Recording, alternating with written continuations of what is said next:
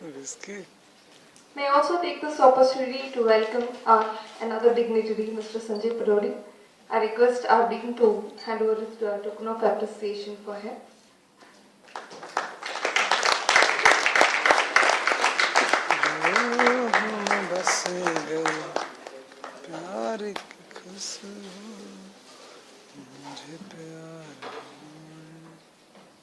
Mr. Sanjay Parodi is the second chief guest of this occasion. I would also take the privilege in giving you a brief introduction about Mr. Sanjay. He passed out from the Birla Institute of Technology and Science in 1989 with honors in MSc Maths and BE Electronics and Communication. He founded the Data Line and Research Technologies, popularly known as DART, which was first in the country to pioneer online access to information and email services in 1993. To meet the evolving needs of the market for trading, he founded the Asian CERC Information Technology Limited, India's first order routing and risk management system for real-time financial trading on the internet was founded by the same company. This company was later acquired by the Religare Group, and Mr. Sanjay continued to lead this company for another 4 years. Post this phase, Sanjay has dedicated himself to the cause of education. He took over as a secretary of Center for Developmental Education, which runs the IFIM-based school. Sanjay is simultaneously working on establishing an university and a K-12 school. Both these projects will go live in 2014. Mr. Sanjay has also been recently appointed as the Managing Director of DSIG Private Limited, a company founded by his father, and is the publisher of Bilal Street Investment Journal. Ladies and gentlemen, we are fortunate, in fact very fortunate, to have such an eminent person as our chief guest. Thank you. I invite Mr. Sanjay. इसमें लिखा है नागरत्न करे कुछ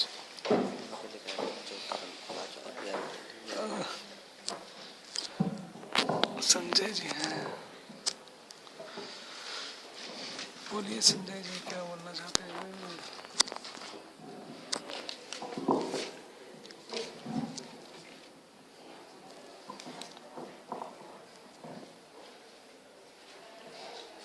Respected members on the dais, learned academicians, students, ladies and gentlemen. Very good morning to all of you. Good morning, sir. Well, the conference topic was very interesting, MBA at the crossroads. And believe me, since last evening, I've been trying to, put in my thoughts on paper. And paper after paper, I kept tearing and throwing it away. And finally, found myself at the crossroad of thinking, what am I going to speak here? So I said, let it be a very free-wheeling speech. I want to talk right from my heart. Because over the last 3 years that I've been in the education, where I've been actually interacting with all the education experts, the academicians, and the knowledge creators of this country, this topic has been debated, discussed in many, many forums. So there are so many thoughts that are crisscrossing my mind and so many things that I want to speak that it's going to be very difficult to create a road out of it. Professor Philip, I think the father and daughter of management education, has very clearly stated that he sees the direction clearly ahead for management.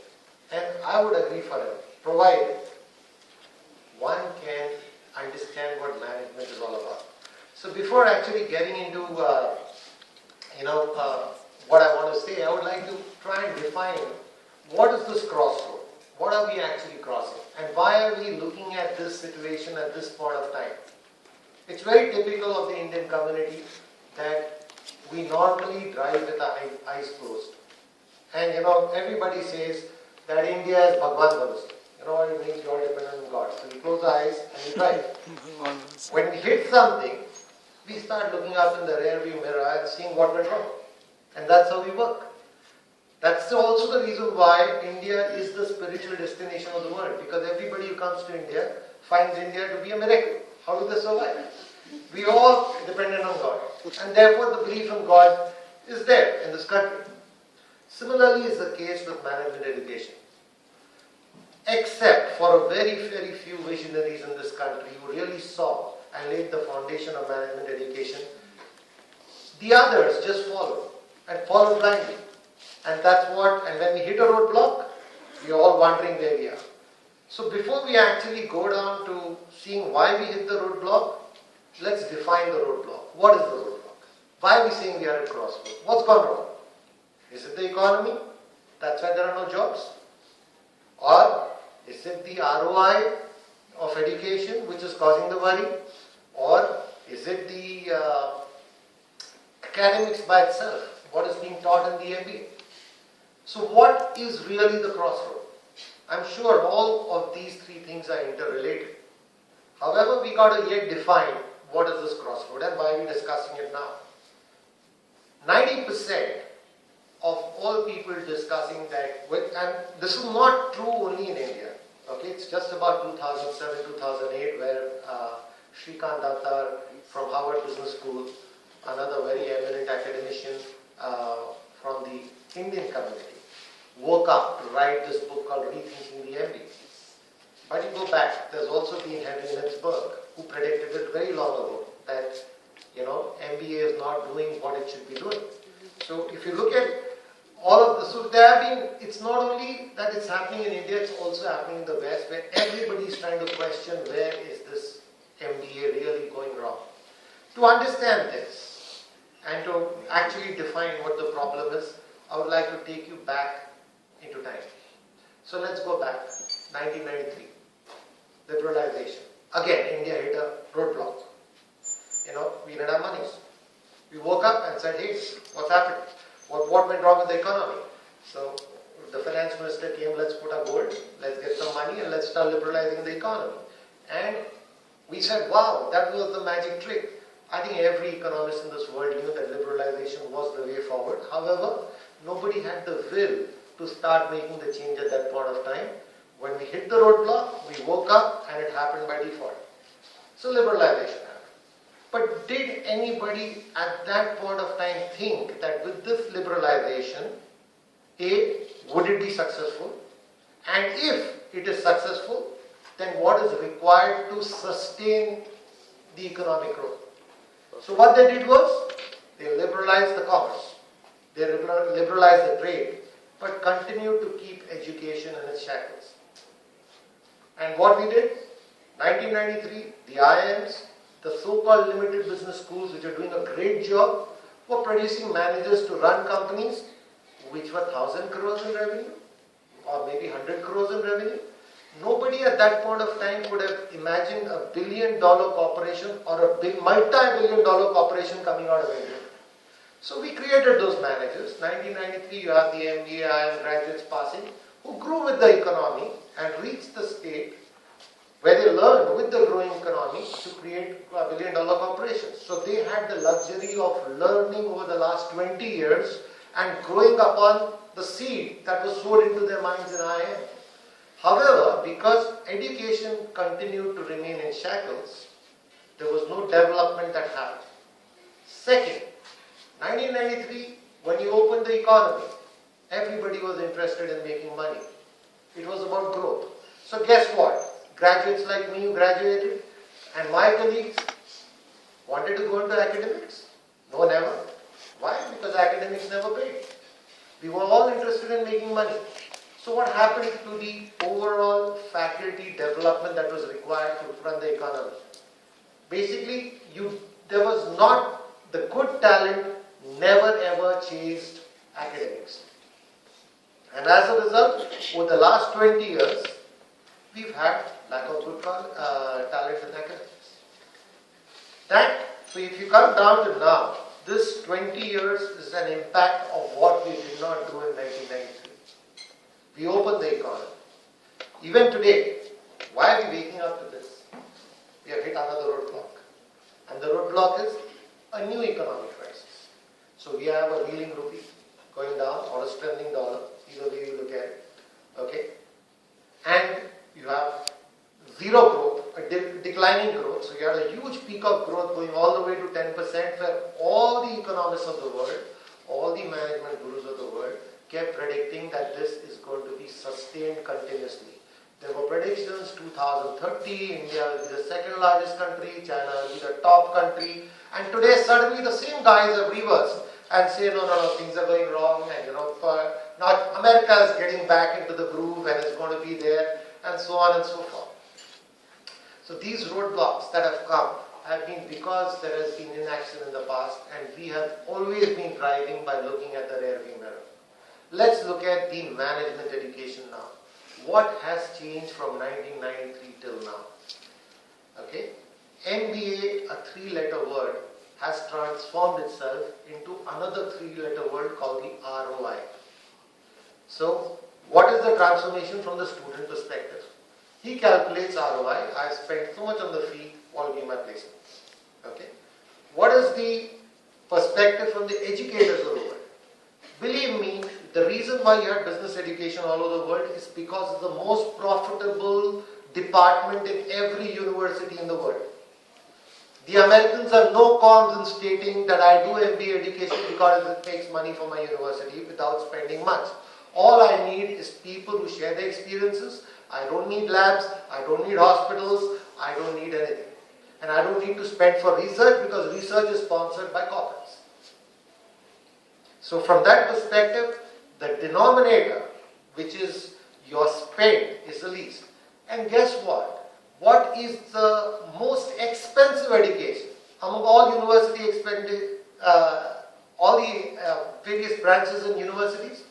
Again, it's easy to guess, it's the MBA. So with the numerator being the highest, the denominator being the least, it has probably got the highest ROI from the educator perspective. And from the student perspective, what's happened?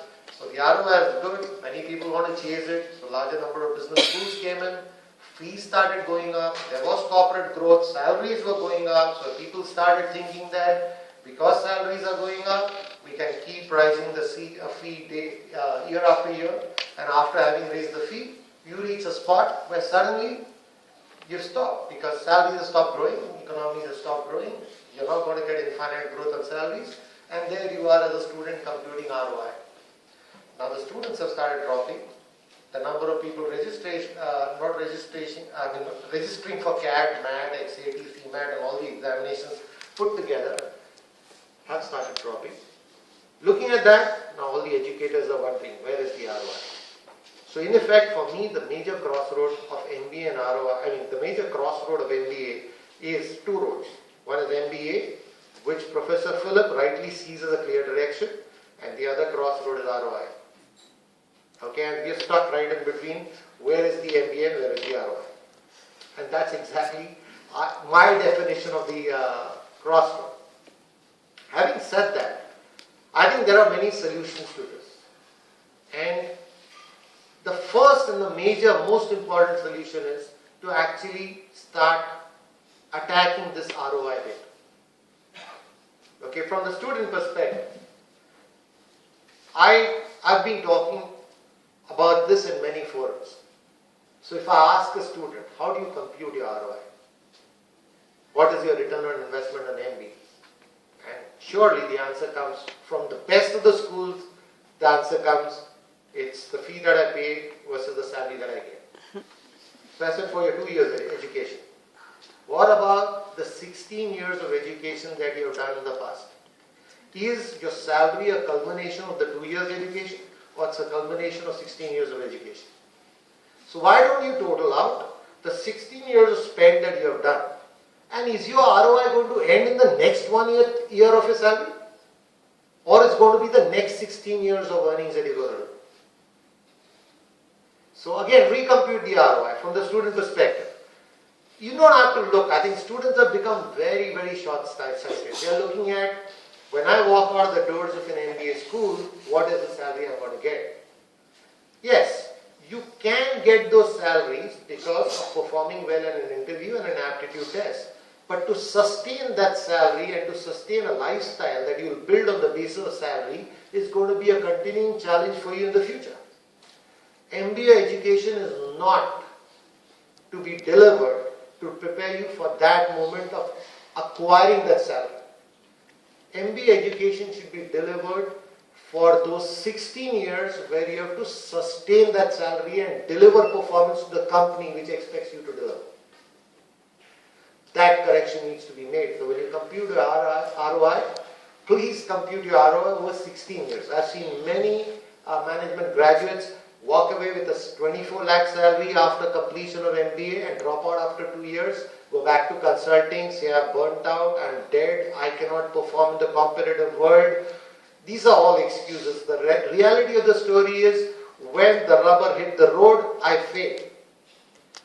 Obviously, if a company is paying you 24 lakhs, they expect you to perform to the level of 24 lakhs. And if you don't meet performance, you're finished. So the company is going to pay you only for the work you do. It's not going to pay you for the MBA that you have done. And that is one thing the students need to absolutely understand well. And this, I think, is one thing that we must teach while delivering our MBA programs. From the educator perspective, MBA has been a good run. It's led to development of education. It has created many institutions. People have made a lot of, have created a lot of wealth, which is being deployed to expand education.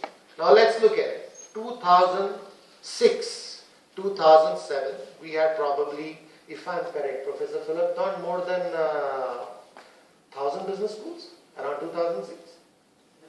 Yes? No, 2006 if I go. Before AICTE opened the window for more, I think about 1,000 business schools or something. 2006. Yeah, I would presume even, okay, so about a half. And between 2006 and 2013, we've got 4,500 business schools. Correct. Correct, that's right. Right? And the best, so that's one side of the story, and we look at the number of 4,500 business schools and we get hassle. I don't think it's required to be hassle. What's also happened is that in that period, 2006 to 2013, all the top schools have enhanced the number of seats by 2 or 3 times of their existing capacity. So, keeping that number of business schools as one number, what really matters is that today we have the capability of producing 3.5 lakh MBAs annually. This is the seat capacity available in our country, which is in record. I'm pretty sure there are a lot of schools which are not within the radar of the regulator and are not in the record system, but let's assume 3.5 lakh. How many companies are listed on the stock exchanges of a country? So that's approximately about 5,200 companies that are currently listed and active on various stock exchanges. 5,200 companies, these are leading companies of a country. How many managers can they absorb? 3.5 lakh being produced every year. Guess what? How many people work in the IT industry today? About 2 billion. And how many do we produce? How many managers are we producing every year? 3,500. If I projected 6 years, we would have produced 2 million managers. And what are the growth rates predicted for our country? So if you look at all that, there's a clear mismatch, which is rightly put by Professor Philip, again saying that the markets are correcting. It's a consolidation happening from the educator's perspective. The capacity is very large compared to what can be absorbed in the economy. The kind of money being spent going into the education by all the students is far larger than the total amount of money available with the corporates to go and employ them. Then comes the question of all the employability matrix being created. This challenge, in my view, this problem of employability existed even since 1993. I don't think there was any McKinsey report written in 1993 or a PwC report in 1993 measuring the employability of an IIM, an IITian or the 122 business schools that existed there. But today when we look at these reports, we say 20% of our managers are employable, 80% aren't. 20% of our engineers are employable, the rest are not employable. What are we comparing this data to? Nothing. We don't have what the past record was. We accepted what we got in the past because we were living in an era of scarcity. And today we are living in an era of surplus, so we are trying to analyze and build out analytics to see what's causing the problem. So this is from the educator's perspective. Educators, in the sense, people who are running institutions. Now coming to the academic perspective, the real learning on the ground. MBA has got multiple dimensions today. So you have MBA in international business, you have MBA in finance, you have MBA in retail and MBA in marketing and so on and so forth, which has got sliced, diced and converted into many things. Original thought of MBA was to create managers, not specialists. People who could manage a bunch of specialized resources and make them work to deliver the objectives of any organization efficiently. That was the job of MBA. But today, we've started to create MBA Finance. Now, what is an MBA Finance? A person who specializes as a manager for the investment banking industry or as a manager for the banking industry. What is an MBA Marketing? A person who specializes only in marketing. As a result, we have created silos within the management education. And that, in my view, is not healthy because the true purpose of MBA continues to be, by the name of the degree, Masters of Business Administration. So people, like the same conference that I was part of with Professor Philip, Mr. Ram Kumar said, you have to re-Christian MBA because it's no more administration. I agree with him. But I disagree with him as well. MBA continues to be MBA. Why don't you have a separate degree? Why don't you have a separate area of specialization? Why should I re-Christian MBA? We require new skills as the world grows and the world changes. There are social media, there's digital marketing, there's a whole lot of things that is happening. So we do require specialization, but we don't require to put that specialization into an old degree and say re-Christian the old degree. Might as well create a new degree. Unfortunately, in the ecosystem that we operate in our country, we do not have the freedom. We have to deal with regulators whose rules are pretty archaic. It doesn't give us the freedom to create our own certificates. It doesn't give us so therefore we start bottling everything into an MBA. But the perspective of the employer is yet the yesteryear's perspective because the employer comes from the yesteryears. And his perspective is of an MBA being a general manager, a general resource, which somehow again creates a gap. So we need to define, definitely we will operate under the constraint of the regulator, we will operate under the constraint of the market, and we'll have to operate and find solutions within these constraints. It's not going to be that we can start driving the change, but we cannot make the change happen. Okay? So from that perspective, I think it's important that each of our institutions needs to identify their own specific purposes and try to match the intake that they get to the promise that they're going to deliver to the corporate world. We have a constraint that we have to operate within the framework of a PGDM or an MBA, and you can't have re-Christian degrees. Okay? And if I start re-Christianing degrees, they start impacting the resume of our students, who then say, if I have a finance specialization and tomorrow I want to change to marketing, I will be constrained. So from that perspective, looking at all these constraints, it's important to create the local flavor in each institution. Even in the US, which is the most form of MBA education, each school specializes in their areas of work. So if you look at Harvard, they have their own strengths. If you look at Wharton, they have their own strengths. If you have a Kellogg, they have their own strengths. I think individually our schools have to build in the local flavor. For example, we are in Bangalore. We realize that we're going to be very, very much servicing the needs of this city. And this city is an IT city. So we got to prepare managers for the IT industry. Similarly, there will be pockets of other regions which will have their local requirements, and as long as each school can identify its own purpose and the purpose of its education, I think we will cross the MBA route.